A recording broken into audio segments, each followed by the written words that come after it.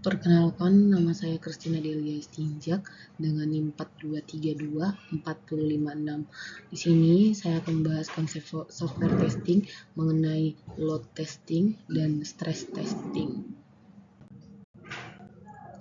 Namun sebelum ke topik pembahasan, saya akan menjelaskan definisi software testing. Software testing adalah aktivitas yang bertujuan untuk mengevaluasi atribut-atribut atau kemampuan sebuah program atau sistem dan penentuan apakah sesuai dengan hasil yang diharapkan. Pengertian ini merupakan pengertian oleh Hetzel. Testing adalah proses pemeriksaan program dengan tujuan tertentu dalam menemukan kesalahan sebelum diserahkan ke pengguna. Ada dua yang saya bahas di sini, yaitu load testing dan stress testing. Yang pertama, load testing. Load testing adalah pengujian yang dilakukan dengan menambahkan beban secara bertahap untuk melihat perubahan yang terjadi pada sistem yang melibatkan penilaian kinerja sistem di bawah beban kerja yang diharapkan atau diantisipasi. Tujuan utamanya adalah untuk memastikan aplikasi dapat menangani konkurensi pengguna dan volume data yang diharapkan tanpa mengorbankan kinerja. Jika kita menganalogikan sistem sebagai restoran, load testing dilakukan untuk mengetahui apakah restoran dapat menghandle tamu dengan jumlah tertentu. Misalnya kita menetapkan 50 pelanggan, maka restoran akan diuji dengan mendatangkan 50 pelanggan sekaligus. Tujuannya adalah untuk melihat apakah restoran mampu melayani semua pelanggan tersebut dengan efisien tanpa penurunan kualitas layanan atau waktu tunggu yang berlebihan. Manfaat load testing yang pertama, optimalisasi kinerja, yaitu mengidentifikasi dan mengatasi hambatan untuk meningkatkan kinerja sistem. Yang kedua, penilaian skalabilitas, yaitu mengevaluasi seberapa baik skala aplikasi seiring dengan meningkatnya jumlah pengguna. Yang ketiga, keandalan dan stabilitas, yaitu memastikan kinerja yang stabil dan mengatasi potensi masalah. Yang keempat, mitigasi risiko, yaitu mengidentifikasi masalah sejak dini, mengurangi risiko dan biaya pengembangan.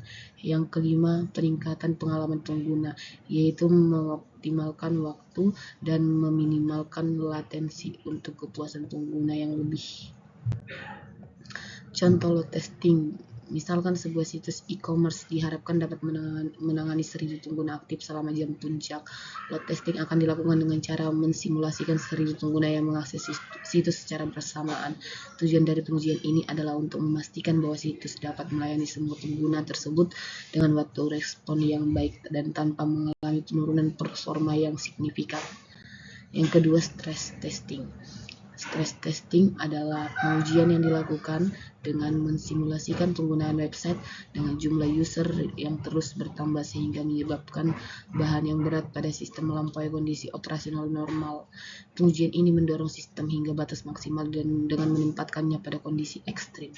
Tujuannya adalah untuk mengevaluasi bagaimana sistem berperilaku di bawah tekanan dan mengungkapkan kerentanan dan kelemahan.